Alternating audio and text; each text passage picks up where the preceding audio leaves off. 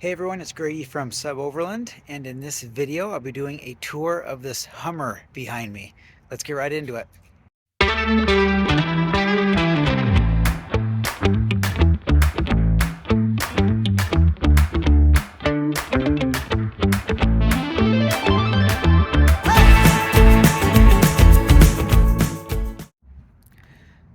This is a 2004 Hummer H2, and if you're familiar with these, this was, the generation after the H1, obviously, or so they had the military version of the original Hummer, and then they came out with um, the H1 that was for just regular people, and that one was sold, like at dealerships and stuff like that.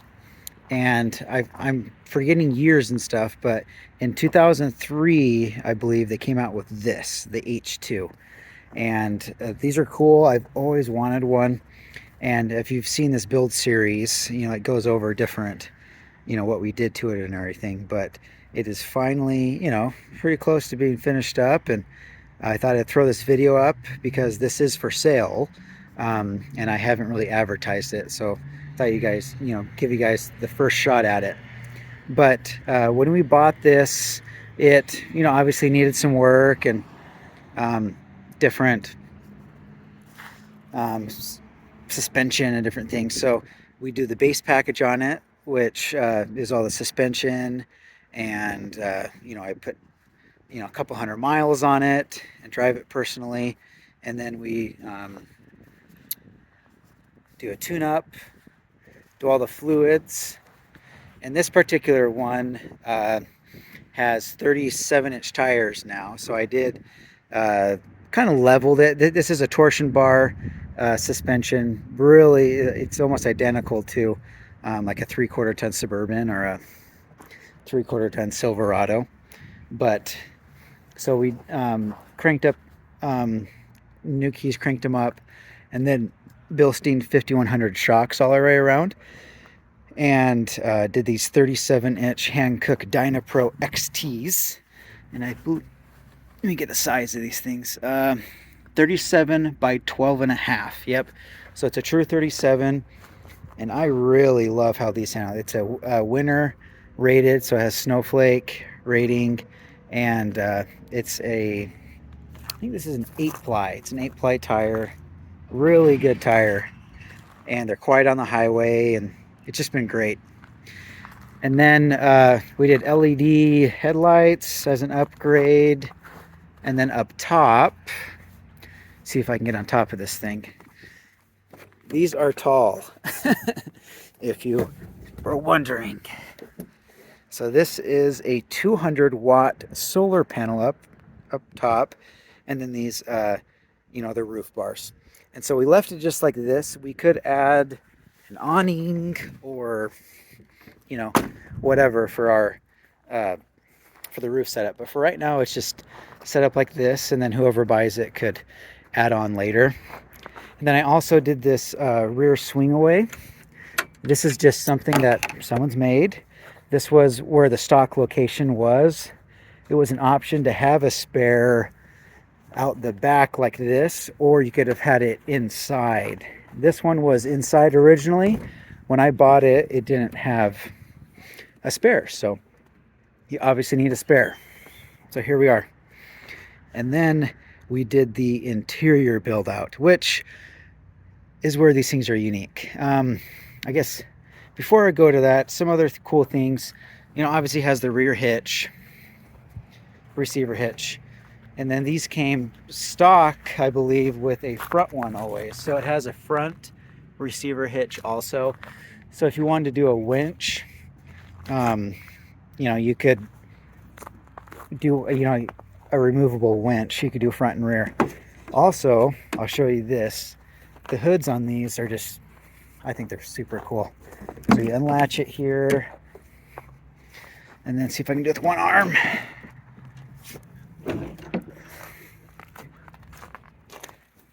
Voila.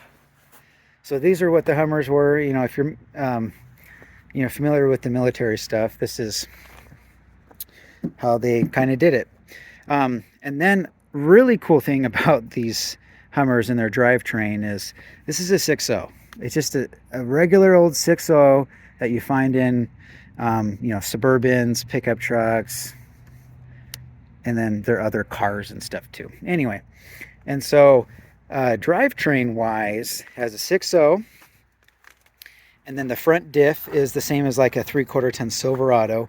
The rear diff is a 14 bolt like a 3/4 ton Silver. So this is an 8 lug. Transfer case is a full-time transfer case. I believe it's a Borg Warner. Don't quote me on that. But it's a full-time all-wheel drive with an option of a, so here's, you're locked in. So you lock in the transfer case for 4 high and 4 low. So it's always an all-wheel right here, as you can see. And then you can lock in transfer case for 4 high and 4 low. And then this is the electronic locker that it has in the rear differential. So that's super cool. It's an electronic locker. It just locks it right up. It works so well. And then this, I was reading up on this. This, when you select this, it keeps your wheel speed. So like say you're just an all-wheel drive and you're in the snow or whatever, you wanted some wheel speed instead of doing traction control. So that would just keep your wheel speed consistent, which will help out in those situations too. So there's a lot. These are way more capable than a Suburban or a regular, you know, pickup truck. They made these to be a little more rugged, and honestly, people never really used them, I feel like, with that application. And that's part of the reason why I wanted to do these. All right, I'm starting to get cold out here, but here's interior. We did these cubby system just like in our Suburbans, and these are deep, guys. They are just a lot of space in there. These are obviously, I think they're a couple inches wider as far as the body goes, but in actual interior space, it's more like a Tahoe. It's a mix between a Tahoe and a Suburban as far as length goes. And width-wise, this is actually not as wide as our Suburban models. So there's, you know, little things like that we had to figure out. The drawer system, as you can see, we had to do this interesting cut here because this is so much higher. It's not flat, but we figured it out. And then here's the, you know, same system like we do in our Suburbans. So it has that little, and then you can add more, and that will push through to extend out the platform. And then this bed can go down full length. So this is a full mattress that's cut down. So you can still get that full 75-inch length bed. It's just a little bit less wide, a couple inches less wide than the Suburbans. Here's interior. I don't have the EcoFlow, but this is where the EcoFlow would sit. I don't have it in here right now. And then that's where the fridge would sit. So they angle in like this, and then you pull the platform forward, and it kind of goes up against the EcoFlow and the fridge. And then you can fold this forward like that. I know it looks kind of like it's not, but it kind of rests up like that. Not perfect. And this is where I would put my feet, and my head would be down there for more support in this particular model. But there's a lot of room. This is, like I said, a little bit wider than a Suburban, so it's pretty cool there. We haven't cut these yet to take out the seat, but obviously it's a 2-seater. Interior is actually, I think, in pretty good shape. The leather holds up really well in these. I love these seats. I like the look of them. They're comfy. It's more like the Denali seat, I would say, in material, more high end. It's got this big old shifter. You know, it's kind of fun that way. Big sunroof, and then dash is in good shape. I will say a lot of these plastics on these Hummers, they kind of just, you know, wear out. And so that's one thing for the interior wise that, you know, Hummer owners will talk about, especially on this. I haven't repaired this yet or anything. But it's got the tow brake there, doubled in stereo with backup camera, and this has 187,000 miles. Before I finish this tour, I'll show you a couple things. So this is the only vehicle I've ever bought with, you know, with this much, I guess, rust, right? So I bought this for a screaming deal, but it has some body rust that I haven't repaired. And so right here, and it's bad. Like, it's not just, you know, some surface rust, you know. And so I hope you guys feel like we're 100% transparent here at SUBOverland. And so I'm not just gonna like rattle can this thing and you know, ship it.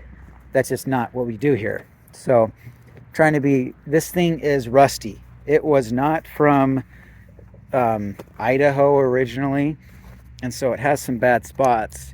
Even right here, someone put some duct tape on this thing, so it's bad. Personally, you can leave it as is if you wanted to and just go have fun and drive this thing, and that is incorporated in the price. I'm charging a lot less for this. I'm factoring in about $5,000 worth of body work needing to be done if you wanted to, you know, get it up to speed, or again, just drive it as is. And so those are your options, but that's kind of the deal with this thing. I'll end this video in the car here. Again, 2004 Hummer H2, and like I just mentioned, this thing's got rust. Underneath it is fine. I mean, it's got, you know, worse rust than I'm used to, but it's not, obviously not rusting through the frame or anything like that. It's very mechanically sound. It has some cosmetic things like I showed on the body, which is bad. You know, those aren't just little surface rust things. But personally, for what the price you can get this thing for, I think it's, anyway, I think we can make someone a good deal on this and they can go have a riot. These things are so fun to drive. It's got the 6.0, these are 410 gearing, and super capable, just so capable. Parts are cheap for them, just like the Suburbans. I really think this is like the unsung hero of overlanding in some ways. You just don't see these things out there. They are pretty big, but honestly, they're not like that much harder to drive, if any at all. They fit in normal spots. They're not like these giant, you know, Class A motorhomes or anything. And with a short wheelbase, it has a better turning radius than like a Suburban. And so anyway, I've loved having this thing, and I think that, anyway, it's just a riot to drive. They're fun. And so other than that, it's got the full Summit package like I was mentioning, and we can do different things to it too. If someone wanted to buy this, we could do some more add-ons for it. I don't think anything I've not mentioned in this. Oh, it does have an aftermarket exhaust too, if that matters to anyone. But thanks for watching. If you're interested in this Hummer, please feel free to reach out to us at suboverland.com, and we can get you the details, the full details on the build. And also, if you're interested in anything else that we offer, like the Suburban Builds, Toyota Builds, feel free to reach out. Again, suboverland.com, or you can reach us out on our Instagram page, etc. But thanks for watching, and we'll catch you on the next one. I also forgot to talk about what everyone might be wondering is fuel economy and range in these things. So this has a 32-gallon tank, which is, what's that? Little bit, yeah, the Suburbans are 31s. So this has a little bit bigger than a Suburban tank. And in my experience, I've been getting 10 to 13 miles a gallon, which honestly just lines right up to a 3/4 ton Suburban. So just imagine this thing as a 3/4 ton Silverado, Suburban, whatever you want to, and as far as fuel economy goes. And so it has a decent range in my mind.